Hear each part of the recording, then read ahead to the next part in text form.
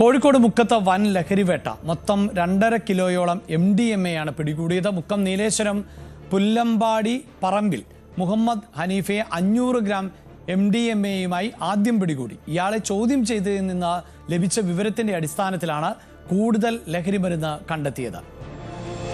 ഇപ്പോൾ ഇതുമായി ബന്ധപ്പെട്ട അന്വേഷണം പുരോഗമിച്ചുകൊണ്ടേ ഇരിക്കുകയാണ്. വാർത്തയുടെ വിശദാംശങ്ങളുമായി ഗുലാം നബി ആസാദാണ് ചേരുന്നത്.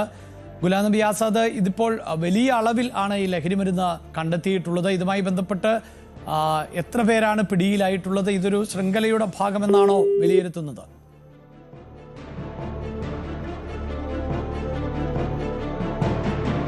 കോഴിക്കോട് മുക്കത്താണ് വൻ ലഹരിവേട്ട.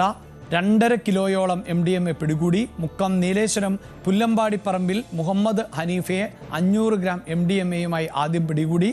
ഇയാളെ ചോദ്യം ചെയ്തതിൽ നിന്ന് ലഭിച്ച വിവരത്തിന്റെ അടിസ്ഥാനത്തിൽ കൂടുതൽ ലഹരിമരുന്ന് കണ്ടെത്തുകയായിരുന്നു.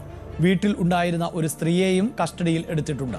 ഡൽഹി കേന്ദ്രീകരിച്ച് കേരളത്തിലേക്ക് വൻതോതിൽ MDMA കടത്തുന്ന ആൾ ആണ് മുഹമ്മദ് ഹനീഫ എന്നാണ് പോലീസിന്റെ കണ്ടെത്തൽ.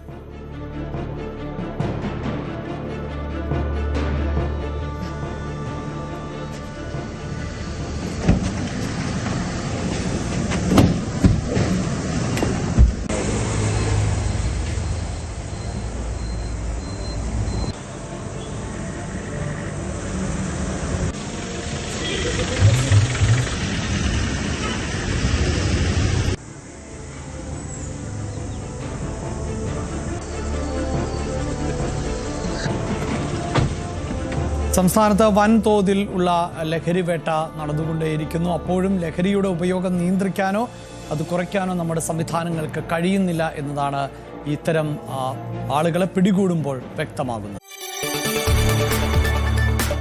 കൂടുതൽ വാർത്തകൾക്ക് News 18 Keralam YouTube channel subscribe ചെയ്യുക.